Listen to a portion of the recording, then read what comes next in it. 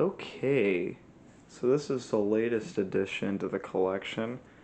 I picked this up yesterday, and as you can see, it's clearly another grandfather clock. My Emperor is currently not in a working state right now. It needs a lot done to it. But this one works perfectly fine. It was overhauled by the place I bought it, which was my local clock shop. So what it is, it's a homemade case that has an Urgos triple chime movement in it. I believe it is the UWO3015 or something similar to that. It's the large absolute tank of a movement that they made. And as I think I said, it's a triple chime. And this is a very solidly built clock. A pattern I've noticed with a lot of homemade cases is they tend to be very almost overbuilt, because to give you an example, here's the bottom door, and these are the pieces of wood that are holding the glass in. And this thing weighs a shit ton. Me and my dad had to get a dolly to get this thing into the house. You can see there's the 3 weights. There's your strike weight, your time weight, and your chime weight. And down here is the pendulum bob. Has some nice little like rose design on it, which I think is not neat. And then it's quite a long pendulum as well. It's a 1 second swing. There you can see the bottoms of the chime rods. It has the classic low-pitched and boomy sounding rods that these big Urgos movements were usually paired with. There's the dial, also very classic, often paired with these Urgos movements. See, there's the hands. Now, there's a bit of an interesting quirk with this clock, in that it doesn't actually have a top door to access the dial. It's designed so that you lift up the entire hood and it flips upward, kind of like the bezel on like the Howard Miller Shelburne that's downstairs. And there is a hinge for it, but when the guy at the shop was working on it, it almost slammed down on his finger. Actually, I think it did, and he ended up just taking it off the hinges, and he just never bothered putting it back on, which is fine, because I probably would have done the same thing. So in order to set the time or change the chime or do anything with the dial, you have to take the entire hood off of the clock now, which is what I'm going to do. I'm going to go ahead and put the camera on the tripod and take it off. Also say hi to Jasper.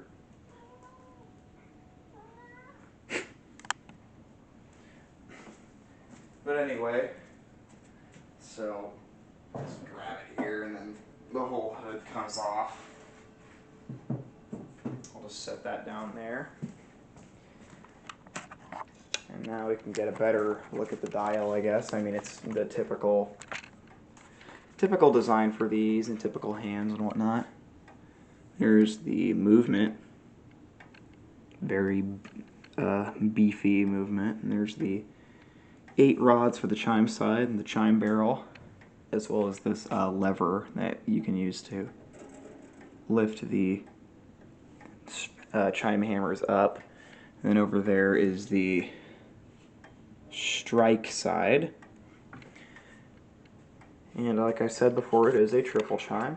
We'll go ahead and it plays Westminster, St. Michael, and Whittington. It also has a silent option, which I don't use. And we'll start with it on Westminster, and I'll just let the clock do pretty much all of the talking from here, because I know I'm going to draw this video out way longer than it should be.